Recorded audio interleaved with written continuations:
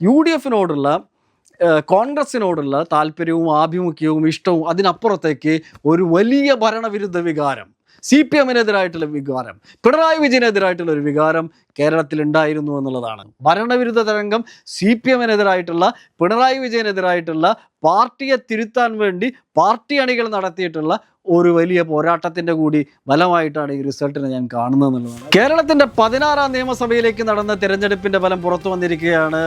LDFിന് ആകെ ലഭിച്ചത് 35 സീറ്റുകൾ മാത്രമാണ്. UDFിനാകട്ടെ കേരളം വലിയ വിജയം സമ്മാനിച്ചിരിക്കുന്നു. 102 സീറ്റുകളാണ് ലഭിച്ചിരിക്കുന്നത്.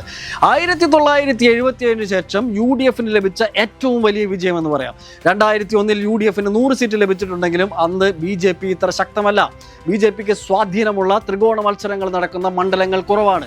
ഇന്ന് BJP 25ഓളം മണ്ഡലത്തിൽ ത്രികോണ മത്സരം എന്ന രീതിയിൽ ശക്തമായ പ്രകടനം കാഴ്ചവെച്ചിട്ടുണ്ട്. അങ്ങനെ ഒരു അവസരത്തിൽ കോൺഗ്രസിന് UDFിന് 102 സീറ്റ് ലഭിക്കുക എന്നുള്ളത് വലിയ കാര്യമാണ്, വലിയ നേട്ടമാണെന്നുള്ളതാണ്. ഇതിനു മുമ്പ് നടത്തിയ പല അനാലിസിസുകളിലും കണക്കൂട്ടലുകളിലും നിശബ്ദ പ്രചരണത്തിന് തൊട്ടു മുമ്പുള്ള മണിക്കൂറിൽ നമ്മൾ പുറത്തുവിട്ട ഓരോ മണ്ഡലത്തിൻ്റെയും പ്രവചനം, ഓരോ മണ്ഡലത്തിൻ്റെയും സാധ്യതയെക്കുറിച്ച് ചെയ്തതിൽ നമ്മൾ പറഞ്ഞത് വലിയ വ്യത്യാസം ഉണ്ടാവില്ല, കേരളത്തിലൊരു സ്വീപ്പ് ഉണ്ടാവില്ല, കേരളത്തിലൊരു തരംഗം ഉണ്ടാവില്ല എന്നാണ് പറഞ്ഞത്. എക്സിറ്റ് പോൾ വന്നപ്പോൾ ആക്സിസ് മൈ ഇന്ത്യയുടെ സർവേ നമ്മൾ ചോദിച്ചു 90 സീറ്റ് എവിടെ നിന്നാണ് കിട്ടാൻ പോകുന്നത്. മനോരമയുടെ C4ൻ്റെ എക്സിറ്റ് പോളിനെ നമ്മൾ ചോദിച്ചു 94 സീറ്റ് എവിടെയാണ് കിട്ടാൻ പോകുന്നത് എന്നുള്ളത്.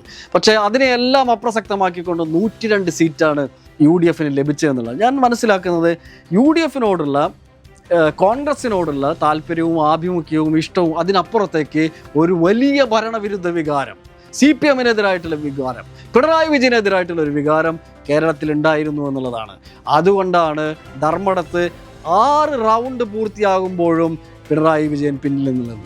കേരളം UDFിന് സമ്മാനിച്ച ഈ വലിയ വിജയത്തിൽ, ഈ രാഷ്ട്രീയ സുനാമിയിൽ മന്ത്രിമാരെല്ലാം തോറ്റു എന്നുള്ളതാണ്. ഭൂരിപക്ഷം മന്ത്രിമാരും തോറ്റു എന്നുള്ളതാണ്. MP രാജേഷ് തോറ്റു, വ്യവസായ മന്ത്രി, കേരളത്തിൻ്റെ മന്ത്രിസഭയുടെ മുഖമായിരുന്ന വ്യവസായ മന്ത്രി P രാജീവ് തോറ്റു, ആരോഗ്യമന്ത്രി വീണ ജോർജ് തോറ്റു, വാസവൻ തോറ്റു, കടകംപള്ളി സുരേന്ദ്രൻ, ശിവൻകുട്ടി, OR കേളു, എലത്തൂർ കോട്ടയിൽ ശശീന്ദ്രൻ തോറ്റു. VD സതീശൻ പറഞ്ഞതുപോലെ ഒരു ഡസനിലേറെ മന്ത്രിമാർ തോറ്റു എന്നുള്ളതാണ്. പിടിച്ചു വന്നത് റിയാസും അതുപോലെ KN ബാലഗോപാലുമാണ്. KN ബാലഗോപാൽ നേരിയ ഭൂരിപക്ഷത്തിനാണ് ജയിച്ചതെന്നുള്ളതാണ്. പിന്നെ CPIയുടെ മന്ത്രിമാരും വലിയൊരു സ്വീപ്പില്ലായിരുന്നുവെങ്കിൽ ചെറിയൻകീഴ് രമ്യ ഹരിദാസ് ജയിക്കുമായിരുന്നില്ല. തൃക്കരിപ്പൂര് സന്ദീപ് വാര്യർ ഇവിടുന്ന് അവിടെ പോയിട്ട് ജയിക്കുമായിരുന്നില്ല. അതുകൊണ്ട് കേരളത്തിലൊരു തരംഗമുണ്ടായി എന്നുള്ളതാണ്. അത് ഭരണവിരുദ്ധ തരംഗമായിരുന്നു. ഭരണവിരുദ്ധ തരംഗം CPM-നെതിരായിട്ടുള്ള, പിണറായി വിജയനെതിരായിട്ടുള്ള, പാർട്ടിയെ തിരുത്താൻ വേണ്ടി പാർട്ടി അണികൾ നടത്തിയിട്ടുള്ള ഒരു വലിയ പോരാട്ടത്തിൻ്റെ കൂടി ഫലമായിട്ടാണ് ഈ റിസൾട്ടിനെ ഞാൻ കാണുന്നത് എന്നുള്ളതാണ്. അതുകൊണ്ട് നമ്മൾ ഈ റിസൾട്ടിൽ 10 സീറ്റിൻ്റെ അന്തരമാണ് പറഞ്ഞത്. അതിനേക്കാളൊക്കെ കവച്ച് കടത്തുന്ന ഒരു വലിയ വിജയമാണ് UDFിന് ലഭിച്ചത്. പക്ഷെ നമുക്ക് എന്നെ സംബന്ധിച്ചിടത്തോളം നമ്മൾ ആ ഒരു 5 കാര്യങ്ങൾ പറഞ്ഞിരുന്നു. 5 സൈഡ് ലൈൻ സ്റ്റോറീസ് ഈ റിസൾട്ട് വന്നതിന് ശേഷം പിറ്റേ ദിവസത്തെ പത്രങ്ങളിൽ കാണുന്ന 5 രസകരമായ 5 സ്റ്റോറികൾ പറഞ്ഞിരുന്നു. 5 കാര്യങ്ങൾ സംഭവിക്കുമെന്ന് പറഞ്ഞു.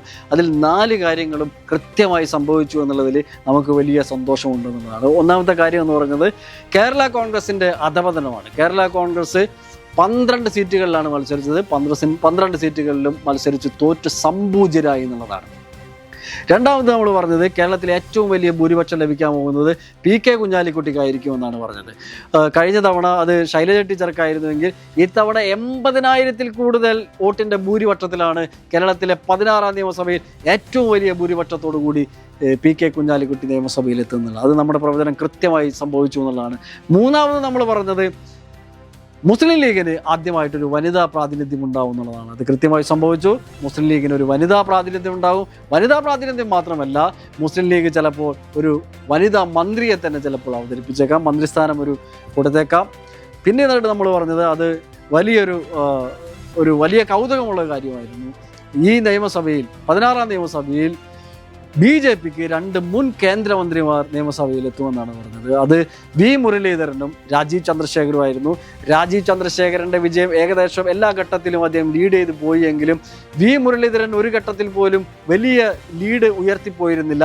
പക്ഷേ ഏറ്റവും അവസാനം ഒരു ഫോട്ടോ ഫിനിഷിലൂടെ നമ്മുടെ പ്രവചനം ശരിയാകുന്ന രീതിയിൽ 2 കേന്ദ്രമന്ത്രിമാർ നിയമസഭയിലെത്തുന്നു, V മുരളീധരനും രാജീവ് ചന്ദ്രശേഖരും.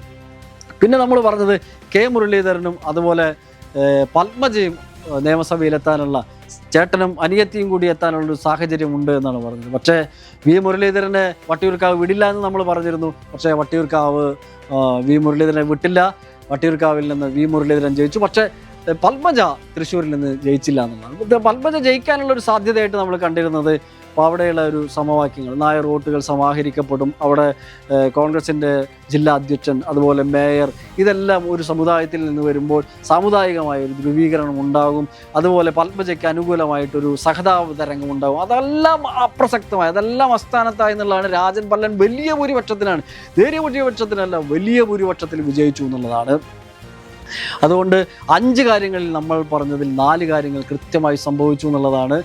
പിന്നെ സംഭവിച്ച ഒരു വലിയ കൗതുകരമായ കാര്യം എന്ന് പറയുന്നത് കെ എ തുളസി നിയമസഭയിലെത്തുന്നതോടെ ഒരു കുടുംബത്തിൽ നിന്ന് ഒരു MP-യും MLA-യും ഉണ്ടാകുന്നു എന്നുള്ള ഒരു കൗതുകരമായ ഒരു വാർത്ത. മാർച്ച് 23-നാണ് നമ്മളിങ്ങനെ ഒരു ചാനൽ തുടങ്ങുന്നത്. ഒരു പോഡ്കാസ്റ്റ് എന്ന നിലയിലാണ് ആരംഭിച്ചത്. പക്ഷേ അന്നത്തെ രാഷ്ട്രീയ സാഹചര്യം മനസ്സിലാക്കി ഇലക്ഷനെക്കുറിച്ച് ഓരോ മണ്ഡലത്തിൻ്റെയും സാധ്യതകളെക്കുറിച്ച് പറഞ്ഞു തുടങ്ങാമെന്ന് വിചാരിച്ചാണ് തുടങ്ങിയത്. പക്ഷേ 140 മണ്ഡലങ്ങളും വിശദമായി നമുക്ക് സംസാരിക്കാൻ കഴിഞ്ഞില്ല. എന്നാൽ ഇലക്ഷന് മുമ്പ് 140 മണ്ഡലങ്ങളിലെയും സാധ്യതകൾ പറഞ്ഞു, ചില കൗതുകരമായ സംഗതികൾ പറഞ്ഞു, ചില ചരിത്രം പറഞ്ഞു. അതിനെല്ലാം പല കോണുകളിൽ നിന്നും നല്ല സ്നേഹപൂർവ്വമായിട്ടുള്ള പിന്തുണയും നിർദ്ദേശങ്ങളും ലഭിച്ചു എന്നുള്ളതാണ്. UDF ഇലക്ഷൻ കഴിഞ്ഞിരിക്കുന്നു. UDFന് വലിയ വിജയം ലഭിച്ചു എന്നുള്ളതാണ്. ഇനി അത്തരത്തിലുള്ള ചർച്ചകൾ, മുഖ്യമന്ത്രി ആരായിരിക്കും അല്ലെങ്കിൽ മന്ത്രിമാരാരായിരിക്കും, അത്തരത്തിലുള്ള ചർച്ചകളൊന്നുമില്ല. മറ്റ് വിഷയങ്ങൾ, രാഷ്ട്രീയം തന്നെയായിരിക്കാം അല്ലെങ്കിൽ മറ്റു വിഷയങ്ങളായിരിക്കാം, അത്തരം കാര്യങ്ങളുമായിട്ട് നമ്മൾ ഇനിയും കാണുമെന്നുള്ളതാണ്. ഇതുവരെ തന്ന പിന്തുണയ്ക്കും സ്നേഹത്തിനും ഒരുപാട് നന്ദി.